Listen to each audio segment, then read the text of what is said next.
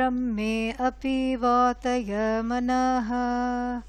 ॐ शान्ति शान्ति शान्तिः. Thank you very much to Indica for inviting me for this conference. When Hari Kiranji told me that he was doing this, I was very, very excited for all the reasons that Nagaraj Garu has already outlined in his very comprehensive and precise overview. And I'll be addressing a little more of that.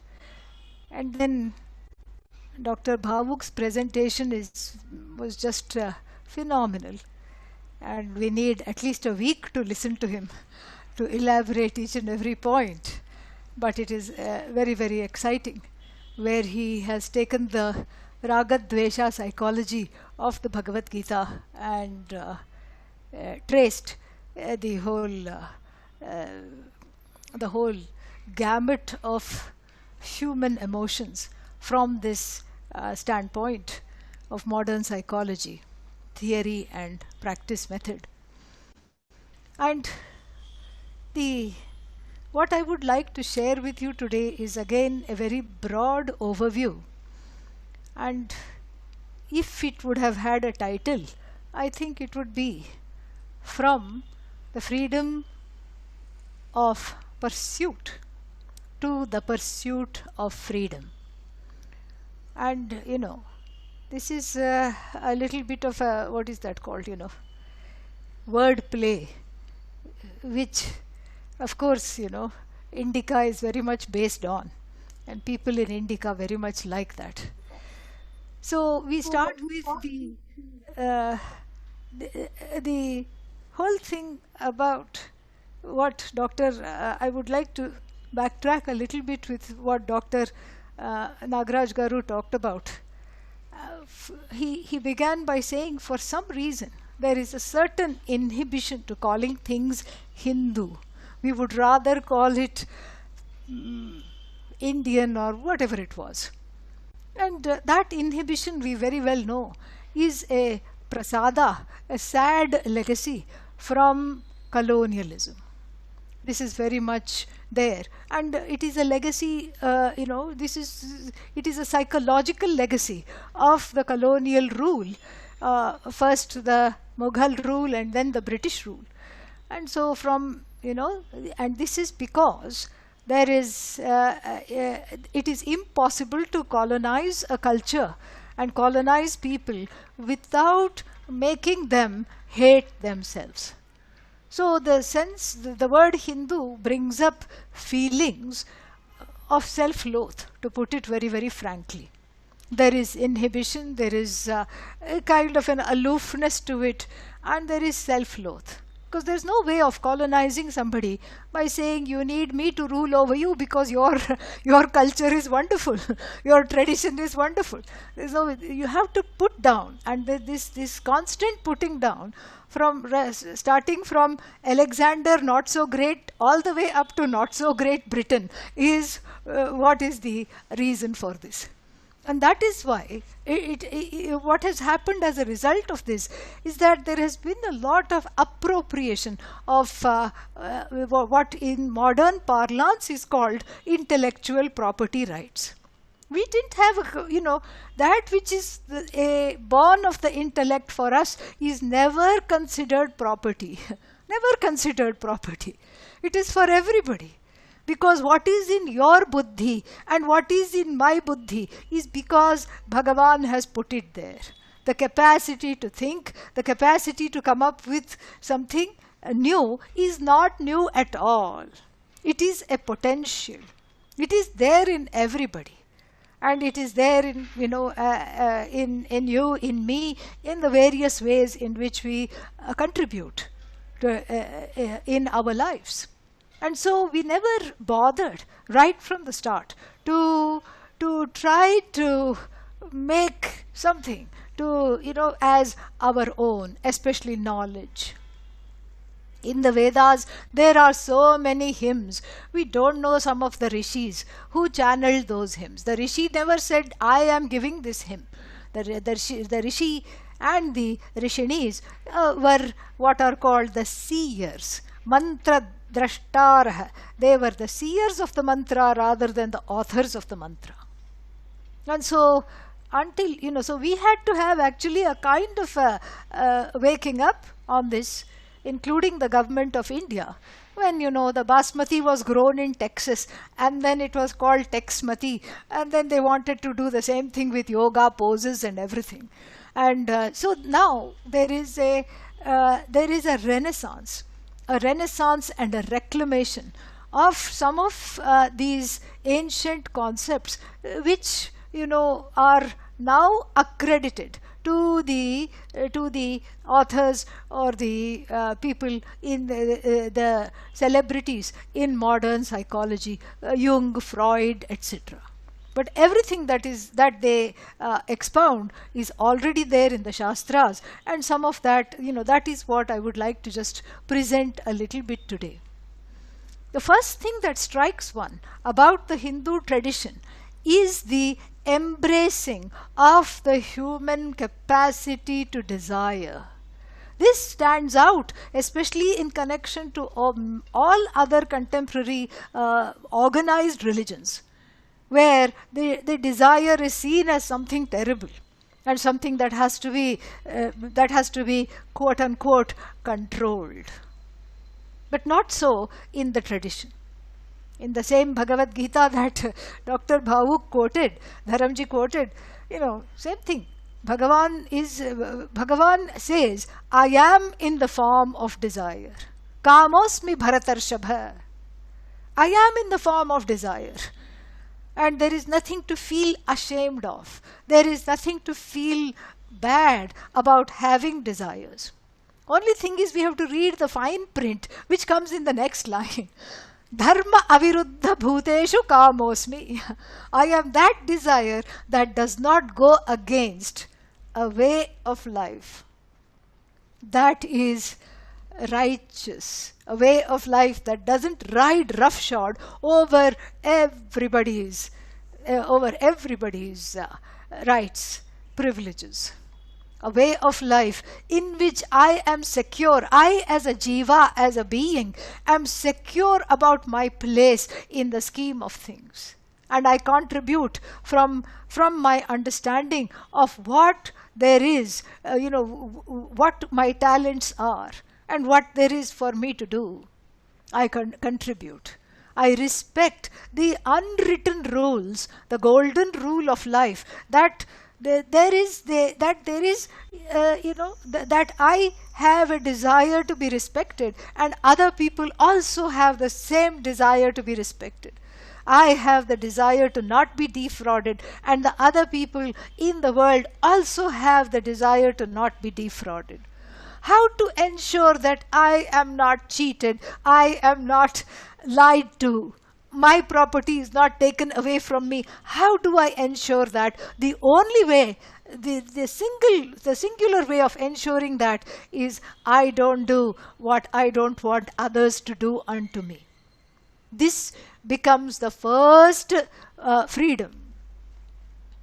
This becomes the first pursuit, which is dharma. The first purushartha, the first one of the freedoms to pursue is this. Because desire is validated, encouraged, there should be a certain way in which to funnel these desires. And that becomes dharma, the first pursuit. If anybody here would like to say, how can dharma be a pursuit? Because I'm not particularly interested in being dharmic. I will say it's desirable. Dharma is desirable indirectly. I want other people to be nice to me. Therefore, dharma comes into the picture. Very, very interesting. And so this is what, this kind of a codification of desire through dharma, the funneling of desire through a righteous way of living so that everybody is free enough to pursue whatever they want, is a hallmark of the Hindu tradition. And then the other unique thing about dharma is we don't say that dharma is some kind of a commandment given by Bhagavan on a hilltop or something like that. Dharma is a manifestation of that very goddess, of that very Lord that we yearn to be one with. This is what dharma is. Dharma is seen as a manifestation of the Lord, not just a commandment. And so therefore this becomes, very, very interesting. It's a holy way of life unfolded in the first portion of the Veda called the Karma Kanda. It's a holy way of life because the more dharmic I am, the closer to Ishvara I am. The more dharma there is in the heart, the closer one is to the whole, to the Lord. Because the less the conflict, the less the chance that the heart becomes a Kurukshetra of various competing desires. And dharma and adharma. It doesn't become a battlefield of dharma and adharma when dharma preponderates. And then what about the other pursuits? We have codified all the things, security-based pursuits as artha. Artha means security. Ultimately, that gives one security. Whether it's a marital happiness, family life, bank account, a secure job, other things you want to accomplish. All this comes under artha. And this too is a very, very, it's a very psychologically sound, to have the Vedas, the holy teachings, validate the artha pursuits. Why? Because this is something which is basic to the human need. Basic. It's a psychological fact because we have seen that, when children are born, they need touch, they need eye contact. So this is some kind of a, this insecurity is a very, very big thing. And so that insecurity comes from a sense of disconnection. And I say sense of disconnection because the disconnection is not really real. It has a certain empirical standing, a vyavaharika satta, but not ultimately real, because the ultimate teaching, which I will be coming to shortly, is that everything is interconnected, nay, everything is just one. And all that is there is you, and everything here is but an extension of you. So therefore, the first portion of the Veda validates the pursuit of security as a logical pursuit for one's psychological well-being. Dharma is definitely for one's psychological well-being. That's why one gets very disturbed if somebody cuts you when you talk, or cuts you as you drive on the road, or says something completely unwarranted. One is disturbed because that basic psychological need has been violated. Same thing with artha. Because the pursuit of artha is a valid psychological pursuit for the sake of a relative shanti and harmony in one's life. And for this, the first portion of the Veda is full of prayers. Full of prayers.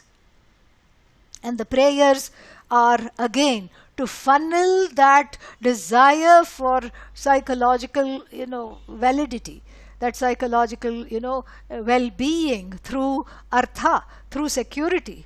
We funnel it through dharma. And how do we do this? By converting it into prayer. And so there are, billions and trillions of prayers in the Vedas and also in the Smritis. Give me a sense of security. Give me a sense of wholeness. Everything is there. And starting with the huge elaborate fire rituals, wanting security by reserving a place in a place called heaven. Even that is there. Even that is validated. Yes, I want a place in heaven. Svarga kamaha somena yajeta. May the person desirous of securing a comfortable situation in the afterlife, use soma. Soma was some kind of a plant whose juice was extracted and it was offered into the fire. And because now it is extinct, we can say that soma, so many people wanted to go to heaven, etc. That's why soma is completely extinct. So there is no more soma anymore. And it was pressed out of existence, literally, by the pressing need to be secure not only in this life but in the afterlife. It is validated. Because as long as one has a body, these kinds of insecurities are part of this whole body-mind-sense complex. It is therefore these relative needs are validated for psychological health and well-being. Then after that, of course, we have kama. Kama here means aesthetic pleasures. Things that one need not do but one does just for the fun of it. One has fun doing it, because life, after all, is not just about dharma and security. There is, especially for a human being, there is a freedom to desire, and there is freedom to think, to imagine, to write poetry, to connect with nature. So many things, and all this is totally validated. All this is something which is there, and even for that there are so many rituals in the Veda, in the first portion of the Veda, for all this. Then finally at the end is one more pursuit called moksha. Not to be confused with mocha, okay? That you get in Starbucks and coffee shops. This is moksha, which you don't get at all, which is already your nature.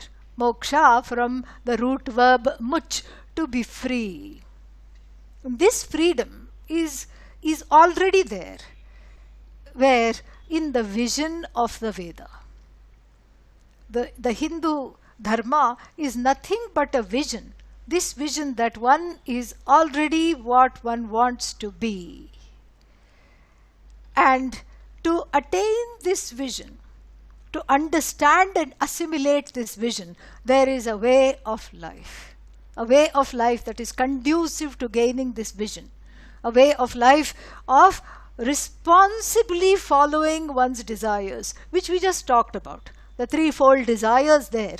The threefold purusharthas, following them responsibly, is the way of life that is, talked about for the pursuit of moksha. Moksha is an as-though pursuit because one is already free. Free from what? Free from being a wanting person. This is the subject matter of Vedanta, the Upanishads, also known as Vedanta. The latter portion of the Veda. The first portion of the Veda is huge. But when we talk of the Upanishad, Keynote Upanishad, 1 page. Katha Upanishad, maybe 20 pages. Like this, it is very pithy, short. It is for the person who is ripe for its study. A psychologically mature person. That is for whom the Upanishad speaks. Otherwise, the vision is not internalized. The vision is not even known. It is desired very much. Without knowing, it is desired. Everybody wants shanti. Everybody wants to be free of something or the other. But neither the pursuit is understood, nor the goal. There is a sadhana, pursuit, and sadhana, sadhya, goal, asambandha, a disconnection between the pursuit and the goal. And this disconnection is again due to having a human body that comes inbuilt with a mind and that comes inbuilt with all kinds of psychological issues. And if we discuss each and every psychological issue, we'll be here all the time. We'll be here not just for these 2 days, but we'll be here, all the time, because the human mind is full of endless kinds of issues. So therefore, the sages of the tradition, the teachers, the seers and the sages in the parampara, they just had one thing to say, starting with Adi Shankara, that there is an objective reality that we live in, and that objective reality has to do with things that you can see, you can objectify in this jagat. There is an objective reality. I see it, you see it, we all see it. It is there, therefore we see it. This is the objective reality. But then, for the person who needs moksha, who wants Vedanta, who wants moksha, what happens is that there is an overlay of a subjective projection, a psychological projection, and also a transference. And what is the raw material for this transference and projections? The raw material for the transference and projection is what we heard in Dharamji's paper. That is why I wanted him to go first, because then my job would be very easy. So that krodha, these kinds of, whenever a desire is inhibited, it permeates into anger. It mutates into anger. Behind anger is always a inhibited desire. I could not get this, that's why I'm angry. And so therefore, all this what Dharamji talked about, this kama, krodha, all these things, they are all connected here. That is the raw material for the subjective projection. That is part of the raw material. And one's own emotional insecurity, emotional immaturity becomes part of this transference, this projection. So one does not see what there is, one sees what one wants there to be. So it is no longer like this. It is there, I see it. No, I see it, therefore it must be there. One of the highly regarded works of Vedanta, the Panchadashi, gives a very simple example. Very simple example. It is, the setting, of course, is ancient India, and then there is a big gem lying in the middle of the road. A diamond lying in the middle of the road. Maybe some robbers were making off with it and they dropped part of their loot and the diamond is there. Two people from opposite sides of the road see it almost at the same time and they make a dash for it.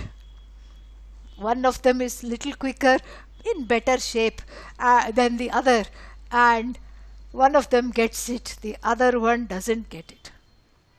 So the one that gets it is overjoyed, hugely overjoyed. I got it, I got it, I got it. The other one who did not get it is despondent. And then, of course, this being ancient India, there are always sadhus walking on the road, and the sadhu is walking on the road completely neutral to the gem. Na hrishyati, na kankshati. He does not want the gem, is not elated at the sight of it, does not have any kind of dvesha towards it, nothing. No hatred, no love, no excitement, no anticipation, is neutral. And so, Swami Vidyaranya, the author of the Panchadashi, says that sadhu is trained because of the exposure to self-knowledge, is trained to drop the scales of subjectivity and see the world as it is. This is what makes the Hindu tradition so great. Because it starts off with a relative psychological well-being as its goal, so that everybody lives in a secure way, in a wonderful way, connected way. Everything is connected. And then there are certain duties, duties towards the animals, duties towards the neighbors, duties towards the family, duties towards the nation, duties everywhere you belong, duties towards Bhagavan, which is the source of everything. And so, based on this Swadharma duties and all other manifestations of dharma, Samanya dharma, Vishesha dharma, one learns to funnel one's desires. And then part of this emotional maturity is accepting that I may not get what I want all the time. I may not get what I want. This is a fact of life. Why? Because there are so many people. And then even if I control all the variables that are known, there is always a hidden variable. Expressed in the maxim, there is many a slip between the cup and the lip. So there are many slips between the object of desire and the desirer. And so therefore, this coming to a sense of acceptance is also achieved in this concept of Karma Yoga. Coming to a sense of acceptance that I may not get what I want. And it is achieved in a wonderful way by talking about the concept of prasada. First you say Bhagavan is the doer. I get some kind of an inner space. Before I identified myself as an actor. Now I have a little bit of an inner space and I see that I am not the agent of my action. Bhagavan is the agent of action. And so the results of action all I do not control. I learn to accept it as prasada. Every Hindu child going to the temple at age 3 is told to put out its little hand and then take whatever comes.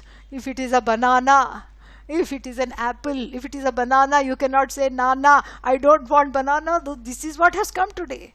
This is not banana. This is prasada. And this becomes an upalakshana, a metaphor to accept everything that comes in life, whether you like it or not. That is how the raga dveshas are overridden.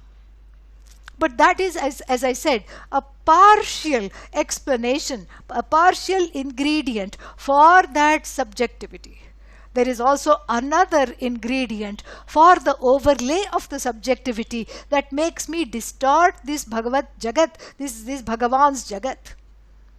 And what is that? That is that is what is called avarna. Avarna means a kind of a veiling. We are not talking of the collective avarna, we are also talking of the individual avarna, a kind of a veiling of one's own hurts and pains in early childhood. The Freud is credited with Sigmund Freud is credited with being the father of the concept called the unconscious mind.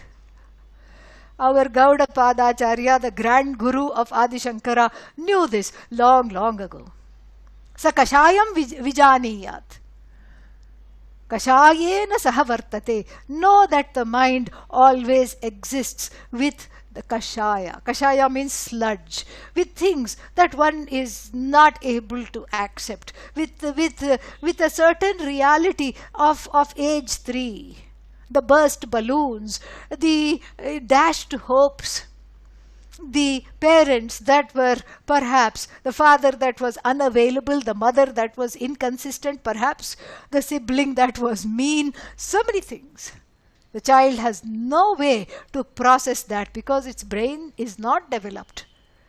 And the very primary scare givers that it has to continue trusting are making it afraid.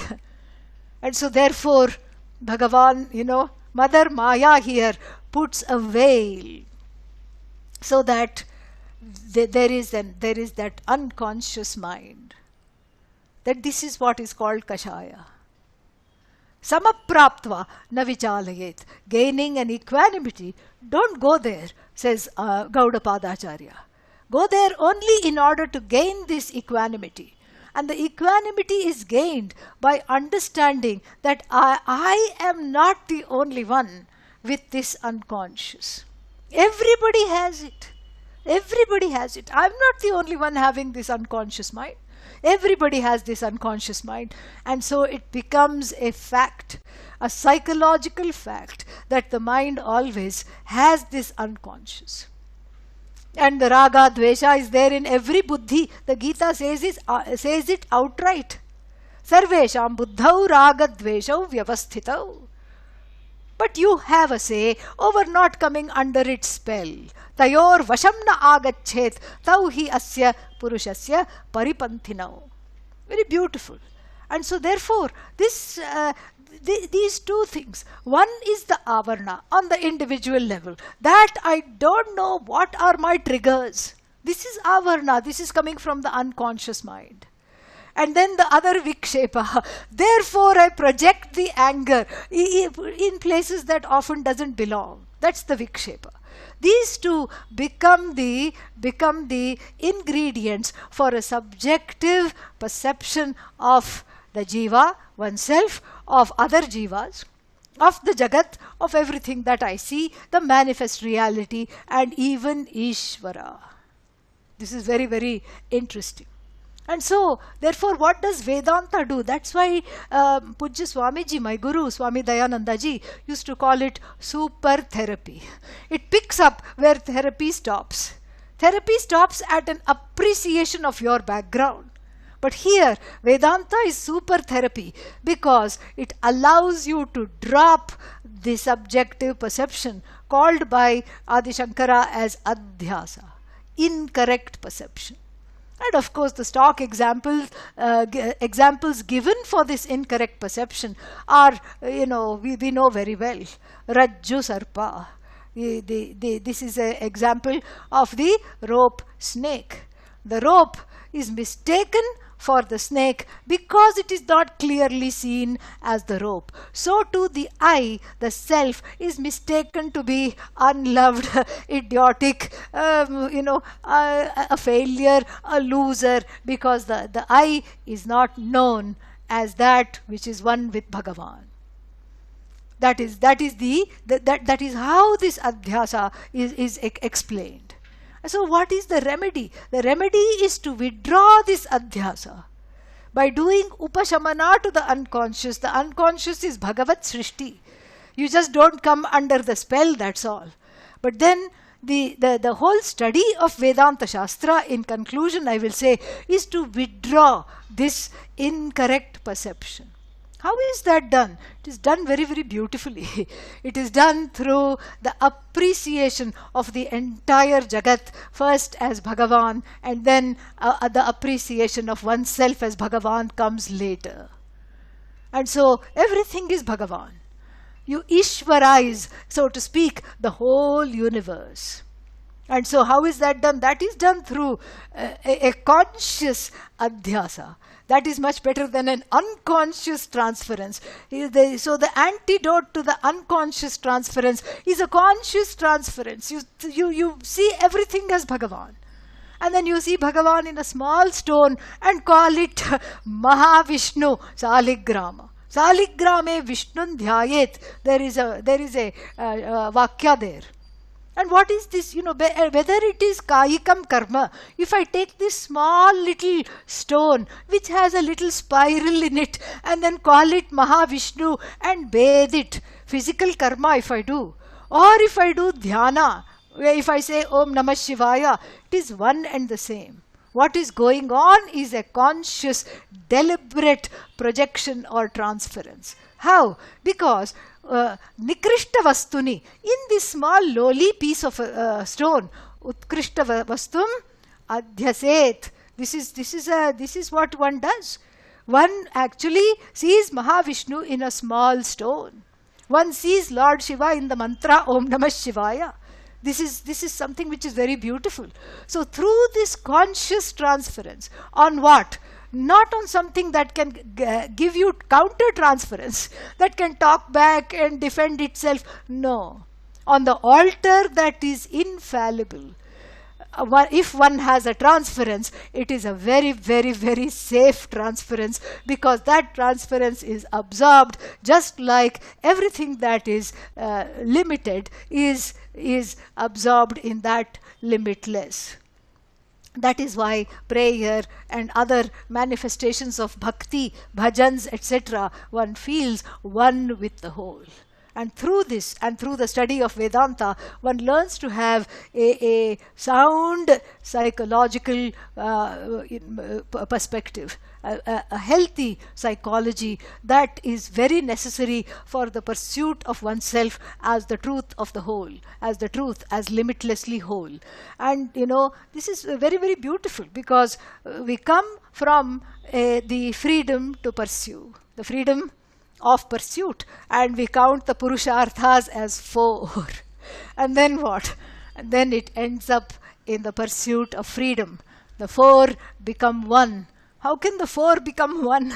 The 4 become 1 because the scales, the cataracts of subjectivity have dropped from the front of the eyes. The 4 becomes 1, and that 1 is just you.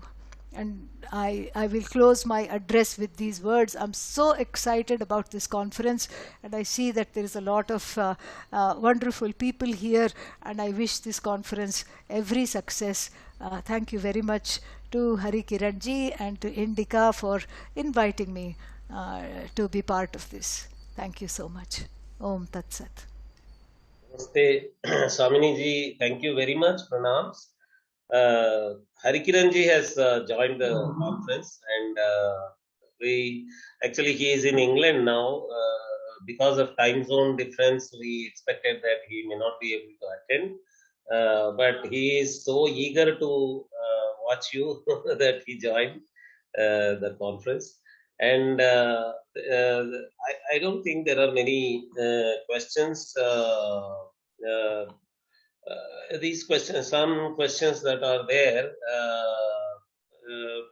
are not really intelligible. Insecurity is unknown. How does one fight within oneself to explore the unknown? So I'm not able to understand what this insecurity is unknown. So if you understand, please. Yeah, I think perhaps the questioner is talking about the unconscious. Like when the insecurity is unknown, what to do at that time, Hey, don't worry, it will become known. The unconscious waits to come out when you are in close relationship, when you are in a relationship of trust. So if the insecurity is not known, please get married if you're not married already. Then immediately the insecurity will be known, because then, then one will say, oh, where did the significant other go? What happened? And, so this way the insecurity becomes known. So the insecurity is there. That is why you're asking the question. It is there for everybody. And that is how one feels. One can Bhagavanize, Ishwarize that insecurity. Because everybody has it. It is not my fault. It is a gift of Bhagavan. And then that means what? It is there for everybody. So I don't have to feel bad that I have it. This is just amazing.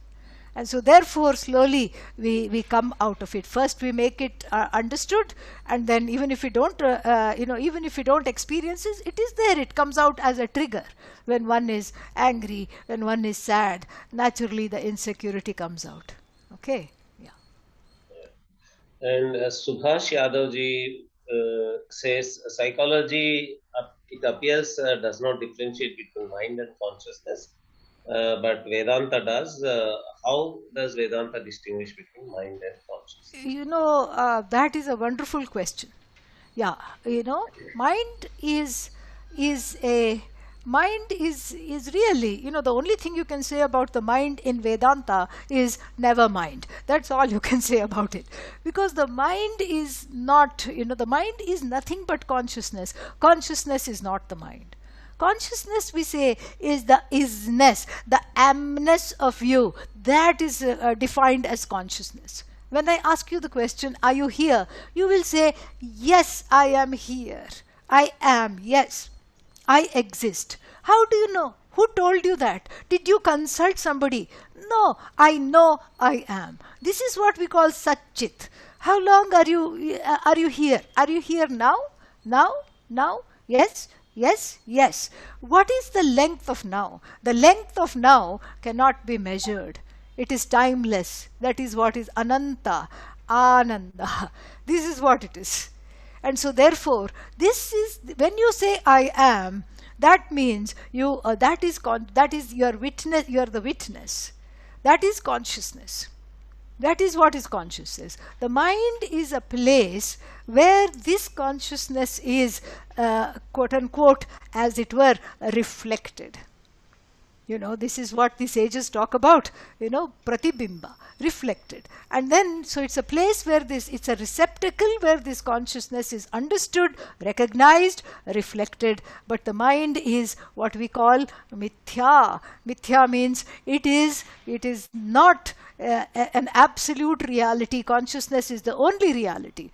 The mind is an as though superimposition upon this consciousness, without making any changes to consciousness, like even this pot is, as though superimposition on clay, without the clay undergoing any change. I hope that is clear. Yeah. Swaminiji's talk has inspired many questions. Purva Sharma ji has a question. Can Swaminiji give examples of how Carl Jung has usurped? She is a fan of Carl Jung, and she is surprised to know that he has taken from Hindu scriptures. She wants to see examples. One thing, this is very, very nice. Carl Jung read the Ramayana, and he said that in a place, in a land where God can cry, it's a psychologically sound land. The people there are psychologically wonderful. Because, Rama cried. Sita was away. And, Sita had been abducted. And so Rama was like a madman. He hugged every tree. He was, in fact, the first tree hugger in history, Lord Rama. And then he cried. He asked every tree, have you seen my Sita? And cried. And seeing this, Carl Jung said, when what we call God is not outside of the gamut of human emotions, it's a psychologically sound culture. And he was right. You know why? Because in a culture where crying is validated, it's validated because everybody has it. There is no reason to not, to question it. And if everybody has it, it is Ishvara Srishti. And that is what psychological health is. Learning to live soundly with both feet planted in Ishvara Srishti. And what is the cataracted vision? That is called Jiva Srishti, one's own creation. And that is what is not advised. And then Carl Jung also had, in the Hindu tradition, the whole, as I explained, transference is very much there. Counter transference is also talked about. And there. And, we see this in the Upanishad Bhashyas, when we have scholarly dialogues with Apurva Pakshis, there is counter transference, there is, all this is there. And so like this, we see this, there is a lot of things that Carl Jung, took from Hinduism. It is just amazing. A very great thinker. He was a rishi. There is a question from Badri Krishnanji. How can all this help in handling psychopathological issues like Down syndrome, bipolar, schizophrenia, etc.? Yeah. So, in the Hindu tradition, we learn to Ishwaraize those conditions. That is what? Because usually we find that people with Down syndrome, the ones who have it, they are in Ishvara's Jagat, they are how they are. They seldom have problems. I'm not talking of general ups and downs, but more or less, the people who are around them have more problems with them than the people themselves. And so therefore, there is the need to look at these, what we call aberrations, within the psychological order. The order of the psychological order, which is a manifestation of Bhagavan, is so vast that it includes disorder. What we call disorder or aberrations are included within the psychological order. That is what makes for a very healthy theory and practice in the Hindu tradition. It is just absolutely amazing. Nantusha ji, admiring your talk, is saying, can we say then that a lack of self knowledge or witnessed consciousness is the cause of all the psychological issues that the present society is facing? The short answer is absolutely yes. Absolutely yes. That is the ultimate cause. But that doesn't mean that there aren't other relative causes. And that's why I gave the whole idea of managing the raga and dveshas. We talked about that. We talked about, pursuing things with compassion, with clarity, with dharma, all these things. So, on the relative level also, there is a certain upashamana, there is a certain resolution needed. And only then the absolute resolution is possible. That's why in the Taittiriya Upanishad, the same sentence is repeated twice. Na bibheti kadachaneti. The person who has Ishvarized the entire Jagat, starting with one's own body, mind, sense complex, has no reason to, no reason to fear, because one is with the whole. One is with Ishvara. And one has acknowledged Ishvara and has invited Ishvara into one's life, and so therefore there is no reason for fear. And then the same sentence is repeated a little later, slightly differently. Na bibheti kutaschaneti. This is the person with Vedanta. The person who has no cause for fear, because there is only one. There is only himself or herself. There is only oneself, and so therefore there is no cause of fear. So we don't gloss over the relative and only go to the absolute. The relative has a place, and then after that relative is mastered, then we turn to the absolute cognitively. Oh, amazing. So many questions. Swamiji, you have inspired them a lot. You can I email think them to we me. cannot take all these questions. Yeah, you can please email them to me, Nagaraj Yeah, Garu. yeah, yeah, yeah. I will respond to Uh, each one of them. we will connect you with Swamini ji. She will answer all your questions in email, friends. There are questions on fate and free will. There are questions on uh, why mourn if everything is God's will, and there are so many other questions.